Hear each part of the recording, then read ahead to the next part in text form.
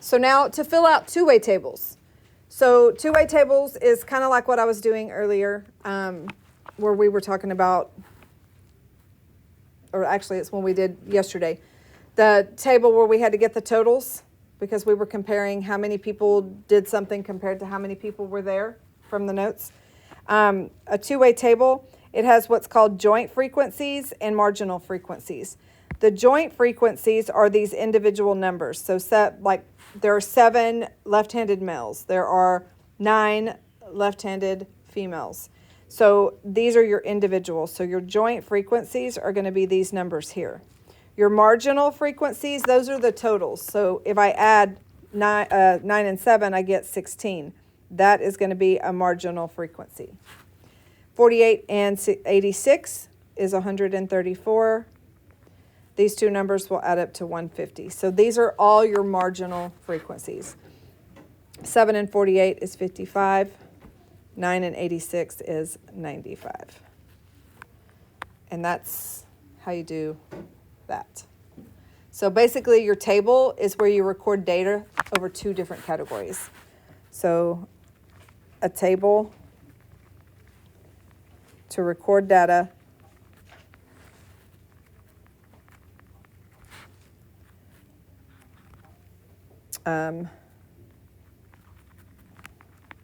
for different categories. It could be more than 2.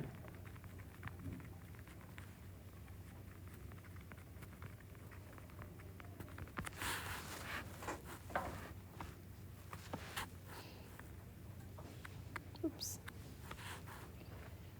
All right. So let's go and look at this next one. So sometimes they may give you different pieces of information and you have to go forward and backwards.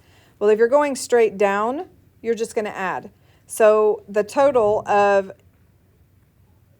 passengers that are on their final destination, 50 plus 16, 66. The total of people that are not on their final destination are 134. So I can go backwards on this one and I can figure out 86 by subtracting. Because if these two have to add together, then if you go backwards, you're obviously going to subtract. So now you can get your marginal frequencies because they gave you most of the joints. So 16 and 48 is 64. And then, of course, if you add either one of these columns either way, there are 200 passengers.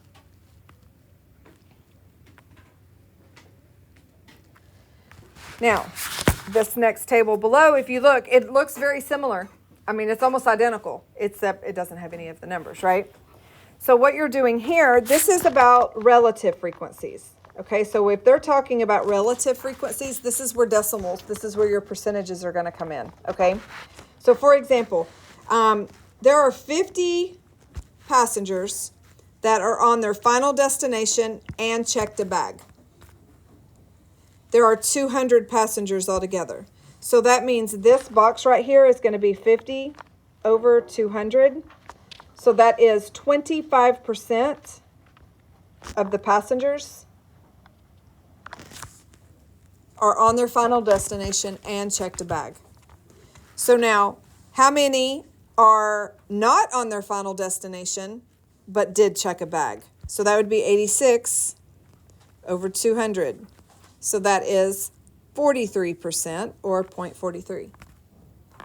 The total, 0.68.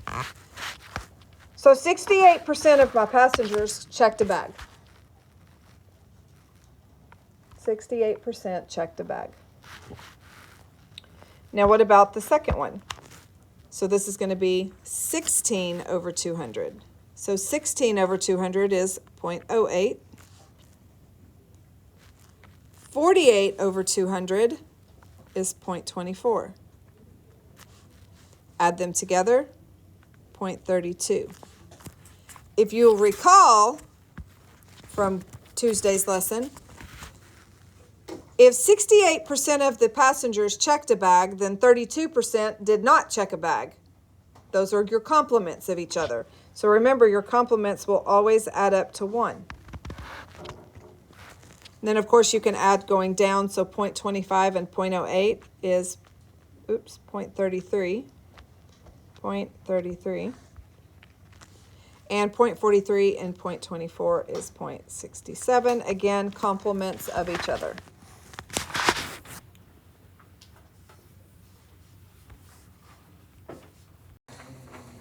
All right. So let's find the probability using these tables. So now that we know how to fill it in, all right? So students in band were asked if they rented or owned their instrument and if they practiced at home. The results are shown below. If a student is chosen at random, find each probability. So first thing we need to do is get our totals. They didn't really give us a box to get our totals, so let's get our totals. So 62 and 20 is 82. 28 and 15 is 43. 62 and 28 is 90. 20 and 15 is 35. And that would be 125 students total. So now, I want to talk about C and D first, okay? Because C and D look a lot different than A and B, okay? Notice it says does not practice, and then there's the little line, and owns. So that means you're not comparing to the whole table. You're just comparing to who owns it. So notice it's kind of set up as a fraction. They want does not practice, who does not practice, and who owns. So how many people own? 35 people own. So when you're looking for people that do not practice, I don't want 43. I want the people that own. I want out of the category owns. So that would be 15. So 15 over 35 is 0.4286 or 42.86%. So when you're comparing two different categories together, the second category is going to be your denominator in your fraction. All right? So if you look at this next one, I want to know how many people rent from the people that practice. Okay, so how many people practice? 82 people practice. But I want to know how many people are renting from that category. So how many people rent from practicing? 62. 62. So now I can do 62 over 82, which is 0.7561, which is 75.6%.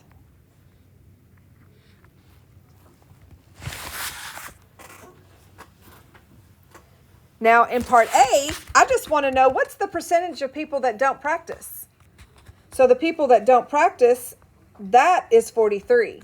But it's 43 out of everybody because I'm not telling you a specific subgroup. So this is going to be 43 out of 125.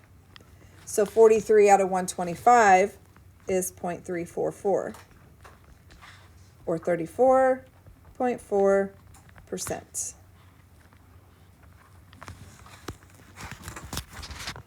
And then last, before we move on, practice and rent.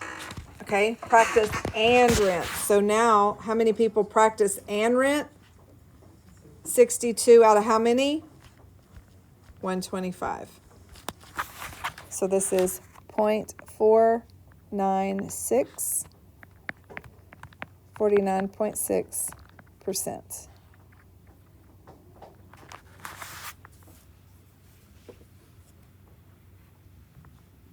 To work with.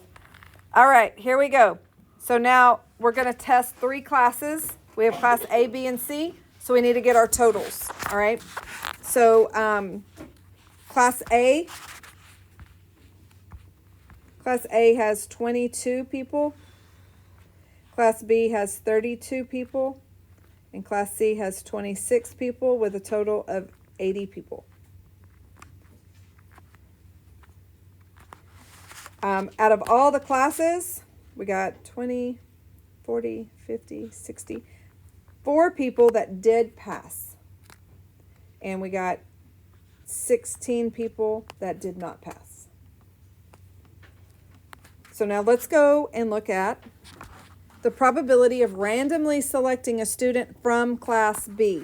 So how many people are in Class B? 32 out of 80. So that would be the probability. So they're just wanting me to choose out of Class B. So 32 out of 80 is 0.4, which is 40%.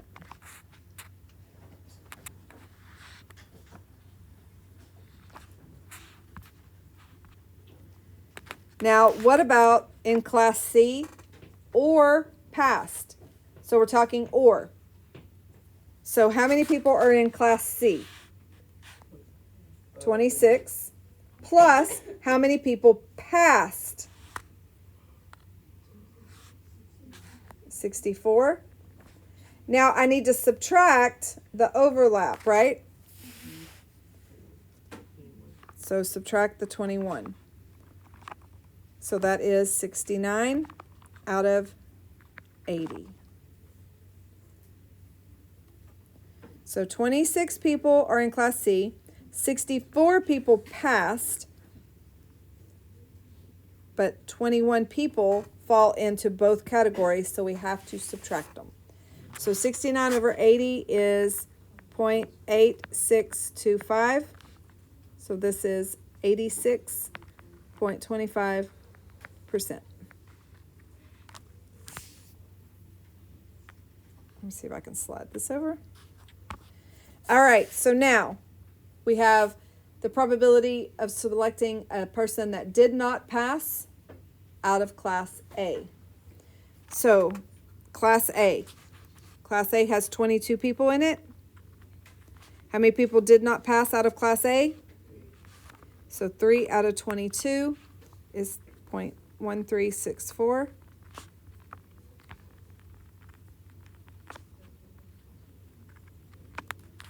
So 13.64%. And then the last one from this one, I want the probability of picking someone from Class B that passed. So passed. Passed is my denominator. So how many people passed? 64. Now I want to choose from 64 people from Class B, which is 24. So that is going to be 0.375. So 37.5%.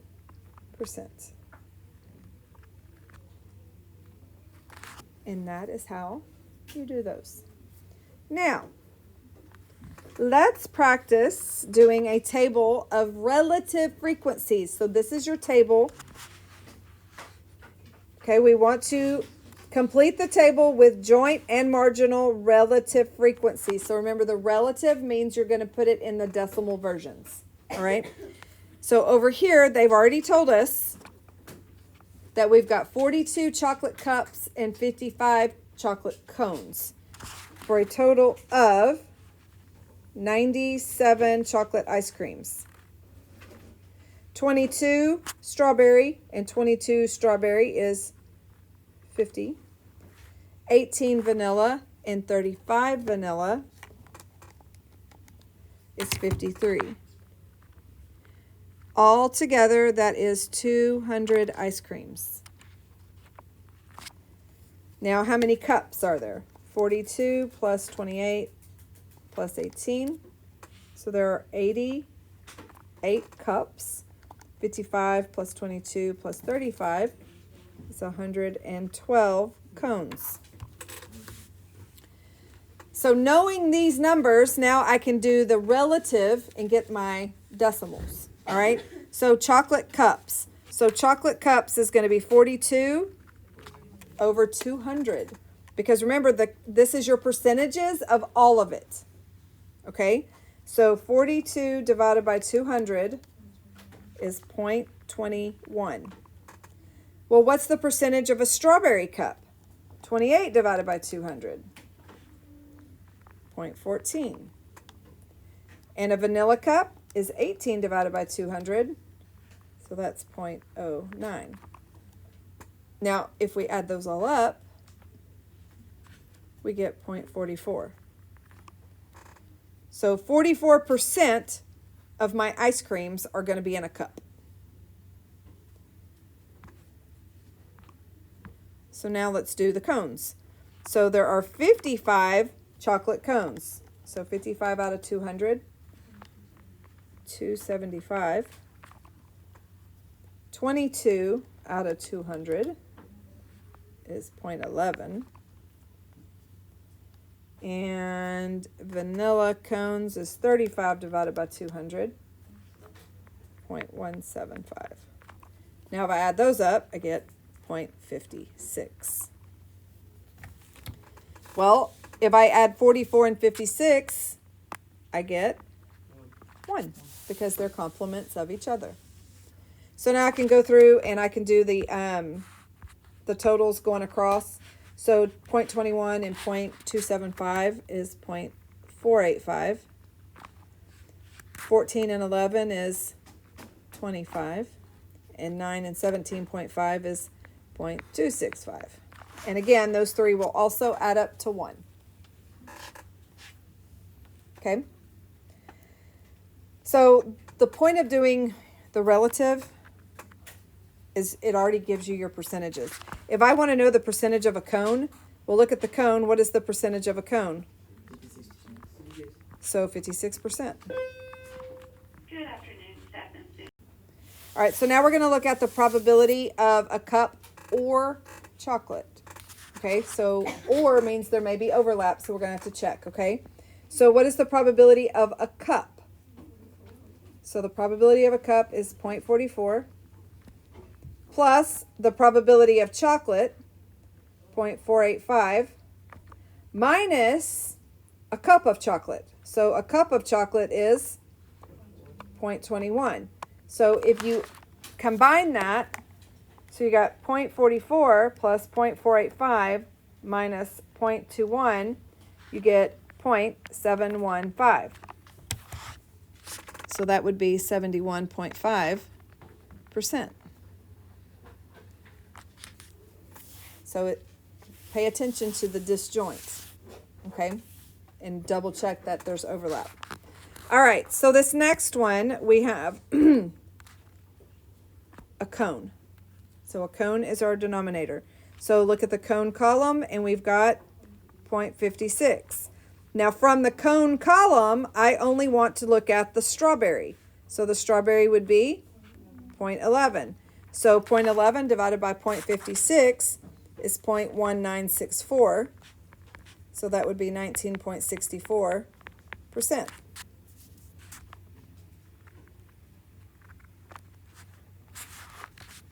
Now this next one may be a little bit tricky.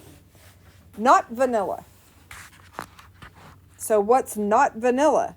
Strawberry and chocolate. Strawberry and chocolate. So you're going to add these two together. That way I can get everything that's not vanilla. So 0.48 plus 0.25, so 0.735. You got to add these two together. 48. So think about it. It's almost 49. So 49 and 25. That's like 50 and 25. That's almost 75. Guys, remember when you're adding fractions, if you're not doing it with a calculator, you have to line them up. 5, 3, 7. Okay, just a quick reminder. All right, now, from the not vanilla, I only want the cups. So that would be these two. So that's 0.35. So 0.35 divided by 0.735 is 0.4762%. Scoot that over just a smidge. So 47.62%. And that is how you do relative frequencies in a table.